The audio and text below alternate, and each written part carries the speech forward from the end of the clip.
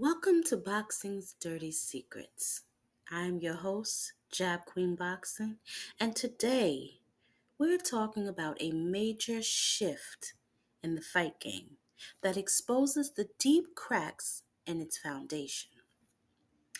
For 8 years, if you wanted to watch a big boxing match on TV, you turned to ESPN. But that era is over.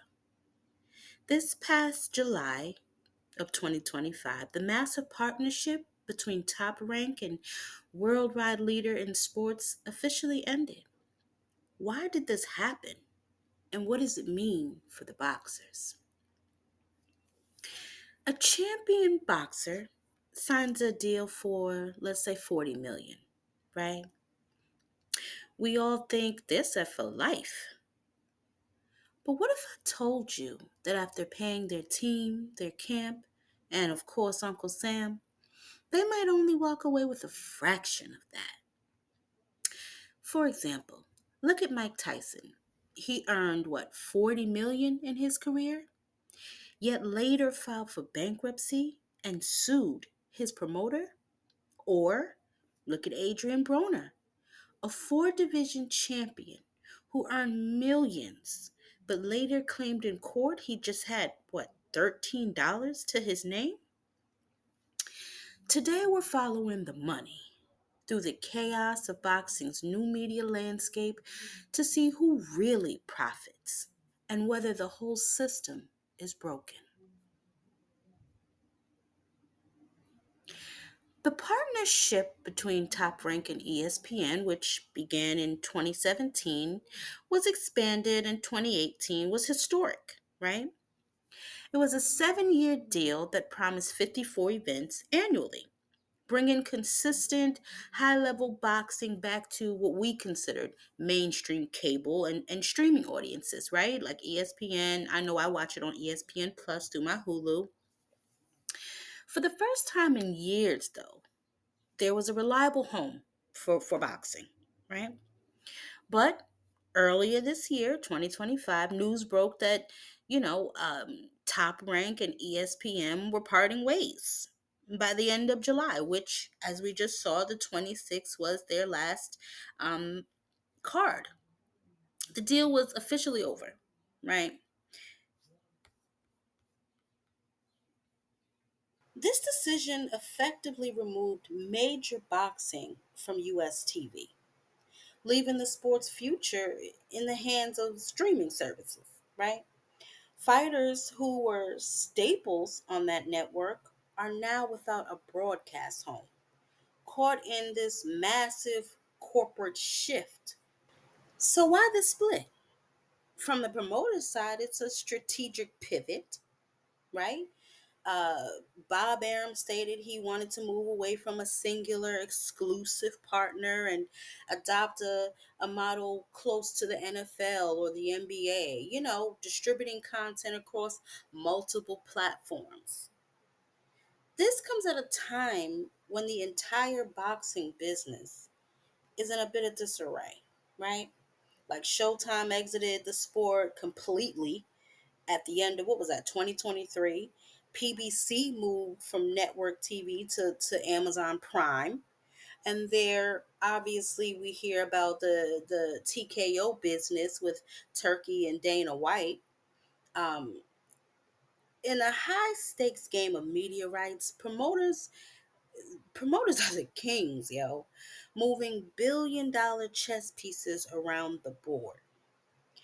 But as they chase the next big broadcast deal, what happens to the fighters whose careers hang in the balance? This brings us back to the brutal truth of the money. While promoters navigate these media deals, the fighters are facing the same financial reality they always have. When we see a headline that a fight like Canelo Alvarez, right, Chucky, is guaranteed 40 million, it's hard to even wrap your mind around. But that headline number, I mean, that's the gross purse, guys. It's just the starting point before a whole lot of people get their damn cut. So let's follow the money. on that hypothetical 40 million purse, which isn't really hypothetical at all. It's really what Canelo earned when he fought Caleb Plant. Vanish before they even step in the ring, right? Like, so for example, when Devin fought Ryan last year, right? And Ryan had to pay Devin 1.5 million as a penalty for missing weight. That money was gone before the first bell. But back to our main event, right? First in line are the sanctioning bodies. If it's a unification fight, the WBA, the WBC, and the IBF each take a fee, which can be up to 3% of the purse for each belt. Say it's three belts on the line. That's 9% gone off the top. Now, our 40 million is already down to 36.4. Next up, the biggest hit of them all, taxes. Uncle Sam want his damn money. So, depending on where the fight happens, a boxer can face federal and state taxes that can come to up around 40 or 50%. So, let's say it's 40%, right, of our now 36.4 million. That slashed to roughly 21.8 million. Now that's still a lot of money, yes, but it's a long, long way from the 40 million that we saw on the headlines. And we just getting started. The managers who handle the business side, they usually get about 15 to 20%. Let's say 15%, right? Of the remaining 21.8 that we now have.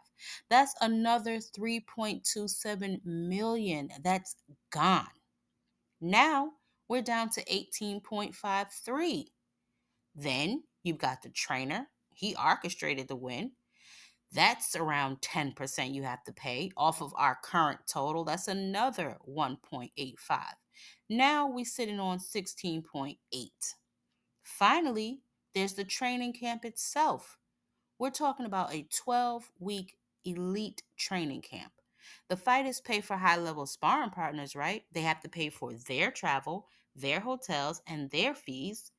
They're paying for strength coaches, nutritionists, doctors, and they have to put everybody up for the whole camp. This can easily cost hundreds of thousands, sometimes over $1 million.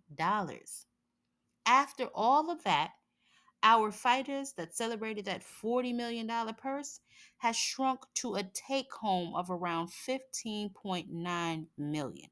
That's less than 40% of the number, again, that we saw splashed across the headlines. It shows the brutal truth of the business. The person taking all the physical risks walks away with just a fraction of the prize? Shit. So, is the system unfair? The end of the top rank in ESPN era shows just how much power promoters use. They can reshape the entire landscape of the sport based on their business strategies, leaving fighters and fans to just adopt or adapt to their new reality. Fairness isn't just about the percentage, it's about risk, power, and who's left with it. A fighter puts their health on the line. Their huge purse gets carved up by taxes, team fees, and camp costs. The promoters, meanwhile, profit from every angle while holding the contracts that steer these fighters' entire career. And while a star like Canelo still nets millions, true, what about the undercard fighters? On the undercard of the first, Deontay Wilder versus Tyson Fury fight. This was a unification.